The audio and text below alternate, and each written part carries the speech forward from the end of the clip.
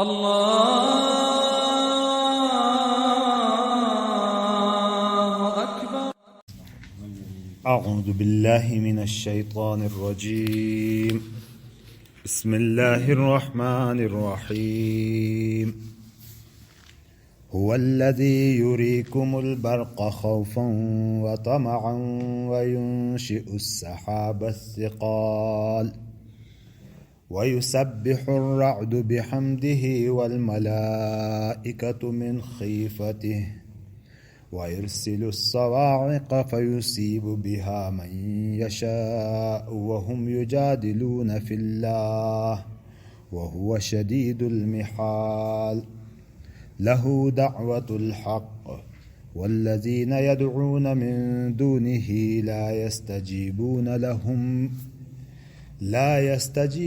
لهم بشيء إلا كباسط كفيه إلى الماء ليبلغ فاه وما هو ببالغه وما دعاء الكافرين إلا في ضلال. ولله يسجد من في السماوات والأرض طوعا وكرها وظلالهم بالغدو والآصال. صدق الله العظيم. هو الذي يريكم البرق. اللہ وہ ذات ہے جو تمہیں دکھاتا ہے بجلی کو. ارا یوری اراتن دکھانا، البرق آسمانی بجلی، کہ جس سے کیا ہوتا ہے، کس لیے؟ خوفاً و طمعاً، خوف کے لیے، طمع کے لیے. یعنی اس کو دیکھ کر تمہیں خوف بھی محسوس ہوتا ہے، جیسا کہ ہوتا ہے عمومی طور پر کڑک اور بجلی ان آوازوں سے کہ گر نہ جائے کہیں، وہ تھندر کہتے ہیں کہ وہ نہ پڑے اور کوئی نقصان نہ کر دے سیلابوں وغیرہ کا، اور بجلی آ کے گرے. ان تمام چیزوں سے خوف بھی ہوتا ہے. وہ طمعاً، اور طمع بھی ہوتا ہے.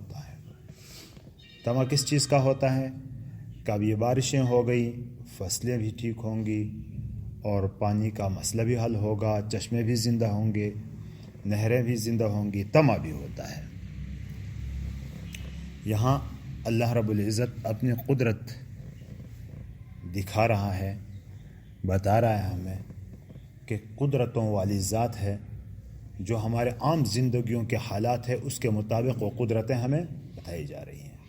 حالانکہ دیکھنے میں تو عام معمول کے مطابق چیز ہے کہ بادل چلتے ہیں اور آوازیں آتی ہیں، بجلی چمکتی ہے، لیکن یہ بہت ہی کم لوگ سوچتے ہیں کہ یہ کیسا ایک عجیب سسٹم ہے، ایک نظام ہے جو چل رہا ہے، اور کون ہے چلانے والا. ان چیزوں کی طرف خیال اور فکر کم ہی لوگوں کی جاتی ہے. یہاں اس طرف متوجہ کیا جا رہا ہے کہ اللہ وہ ذات ہے جو بجلی چمکاتا ہے، جس سے خوف بھی محسوس ہوتا ہے اور طمع بھی ہوتا ہے. وَيُنشِئُ السَّحَابَ الثِّقَالَ، اور اٹھاتا ہے بھاری بادلوں کو، یعنی پانی بھرے بادلوں کو. انشاء ینشئ، انشاء کے معنی پیدا کرنے کے آتے ہیں، تخلیق کے آتے ہیں. نشاء ینشأ، نشوًا کے معنی، نمو کے معنی آتی ہیں اوپر اٹھنے بڑھنے کے، نشو نما کہتے ہیں نا، اسی سے ہے. ہاں، تو کہتا ہے اٹھاتا ہے. یہاں محاورتی ترجمہ ہوگا کہ اللہ وہ ذات ہے کہ جو اٹھاتا ہے السحاب، سحابتن، یہ سحاب اس میں جنس ہے، کم بادل ہو زیادہ ہو سب کے لیے صحاب ہی کا لفظ آتا ہے. اس کی واحد تثنیہ جمع تو نہیں ہو سکتی، لیکن ایک بدلی کے ٹکڑی کو صحابہ کہا جاتا ہے، اس کی جمع بھی صحابہ آ جاتی ہے. صحابہ سین ہے الف با تا، صحابہ، اور اس کی جمع صحاب، اس کی بھی جمع آتی ہے. اس لیے جمع بھی، اس کی صفت بھی الثقال جمع مکسر لائی گئی ہے کہ بھاری، ثقل سے ہے بھاری. سے مراد کیا ہے؟ پانی بھرے. اور وہ ذات ہے جو اٹھاتا ہے بادلوں کو جو پانی بھرے ہوئے ہوتے ہیں. ترجمہ یوں کریں گے، اور وہ ذات ہے جو پانی بھرے بادلوں کو اٹھاتا ہے. اب یہ ایک چھوٹی سی آیت میں ایک پورے سسٹم کو بتایا گیا کہ بادلوں کے بننے کا نظام، پھر اس کے چلنے کا نظام، پھر وہاں سے بجلی چمکنا، آوازوں کا آنا، اور پھر بارشوں کا برسنا، یہ سارا نظام اس میں بتا دیا گیا کہ واٹر سائیکل، آبی چکر. تو یہ دیکھنے میں تو عام معمول کی چیزیں ہوتی ہیں، اس لیے زیادہ خیال اس طرف نہیں جاتا، لیکن جب غور سے دیکھا جاتا ہے، توجہ سے دیکھا جاتا ہے، تو یہ ایک ایسا ایک سسٹم ہے کہ جو جب سے دنیا قائم ہے چلا آ رہا ہے، تو ہے کوئی چلانے والا تو چلتا ہے. وَيُسَبِّحُ الرَّعْدُ بِحَمْدِهِ، اور رعد تسبیح بیان کرتا ہے اس کی حمد کے ساتھ. سبح یسبح تسبیحاً، پاکی بیان کرنا. پاکی بیان کرنے کا مطلب یہ ہے کہ تمام عیوبوں سے پاک ہے. سبحان تسبیح کا معنی یہی ہوتا ہے. اور حمد تعریف کرنا، ان کی صفات کا بیان کرنا. تو دونوں چیزیں اس میں شامل ہو گئی کہ وہ رعد تسبیح بیان کرتا ہے اس کی تعریف کے ساتھ. اب رعد کیا چیز ہے؟ تو رعد اس کڑک کو بھی کہتے ہیں جو بجلی سے پیدا ہوتا ہے آسمان میں، بمبرش. اور رعد سے یہاں یہ بھی ہو سکتا ہے کہ بعض مفسرین نے وہ کر دیا ہے کہ رعد سے مراد وہ بمبرش وہ فرشتہ ہے جو اس پر مقرر ہے، اس کو رعد کہا جاتا ہے. بارشوں کے نظام پر مقرر فرشتوں کو رعد کہا، یہ بھی کہا گیا ہے. اور یہ بھی ہو سکتا ہے کہ اس رعد جو بجلی کی کڑک ہے، اس کڑک پر ظاہر ہے کہ تکوینی نظام میں فرشتوں کو اللہ نے حوالے کیا ہوا ہے. تکوینی نظام فرشتے چلاتے ہیں، فرشتوں کو مقرر کیا اللہ رب العزت نے. تو اس رعد اور بجلی وغیرہ پر، آسمانی بجلی وغیرہ پر جو فرشتہ مقرر ہے، اس کو کہا گیا ہو. صاحب الرعد کہیں گے پھر اس میں، یعنی رعد کو کرنے رعد پر مقرر فرشتہ. یہ تینوں طرح کے معنی کر سکتے ہیں، اس میں تینوں مراد ہو سکتے ہیں. اور رعد اس کی تسبیح بیان کرتا ہے حمد کے ساتھ، تحمید کے ساتھ. والملائکۃ من خیفتہ، اور فرشتے اس کے خوف سے، اس اللہ کے خوف سے.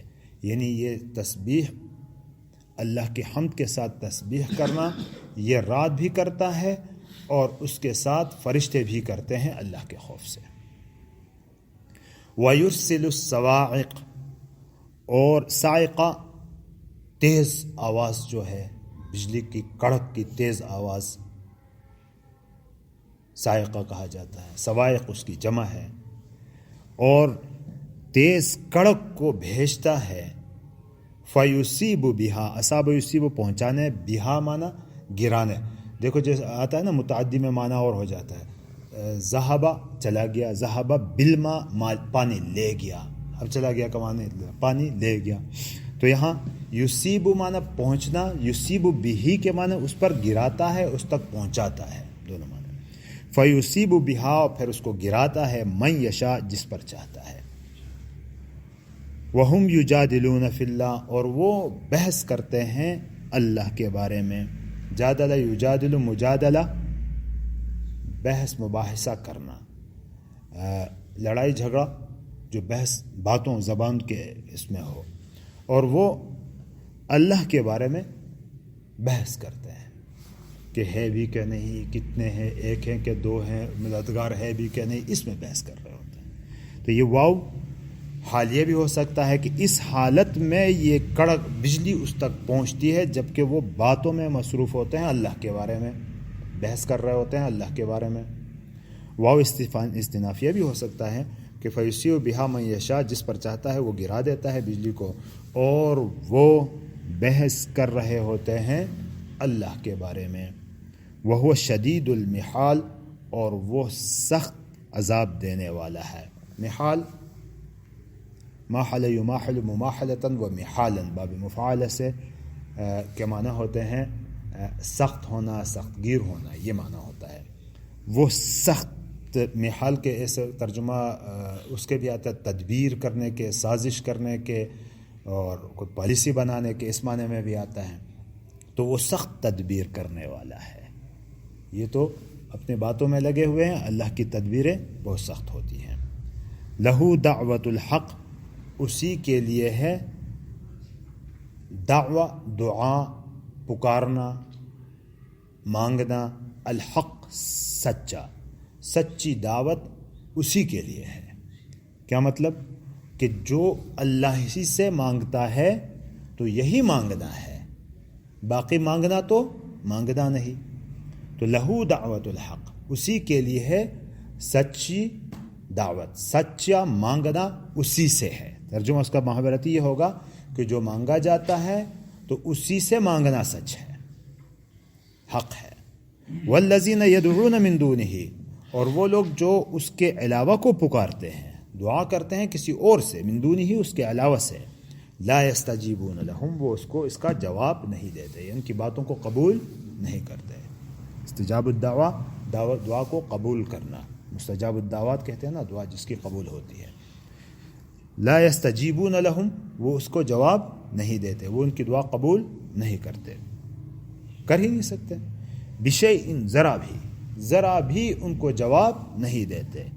الا، مگر یہ ہے کہ اس کی حالت بتائی گئی کہ مگر اس شخص کی مثال ایسی ہے کباسط کفیہ، جیسے کہ اس نے اپنی ہتھیلیاں پھیلائی ہوئی ہیں۔ بسطہ یبسط کے معنی پھیلانا، کف ہتھیلیوں کو کہا جاتا ہے، یعنی ہاتھوں کو پھیلائے رکھا ہے، الی الماء، پانی کی طرف، لیبلغ، بلغ یبلغ، پہنچنا، تاکہ پہنچے، فاہو، فمن کے معنی میں ہے اس کے منہ تک، منہ کو، فم، فاہو، لیبلغ فاہو، تاکہ وہ پہنچے اس کے منہ تک، وما ہوا ببالغ، حالانکہ وہ اس تک پہنچنے والا نہیں ہے۔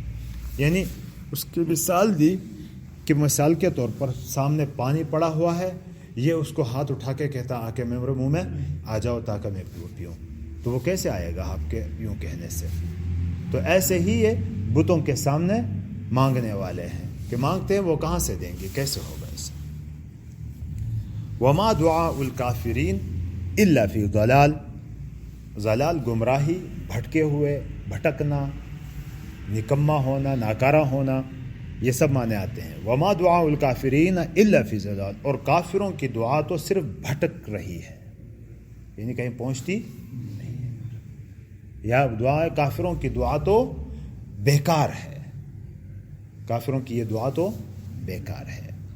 پھر آگے فرمایا کہ وَلِلَّهِ يَسْجُدُ مَن فِي السَّمَاءِ، اور اللہ ہی کے سامنے سجدہ کرتے ہیں کون؟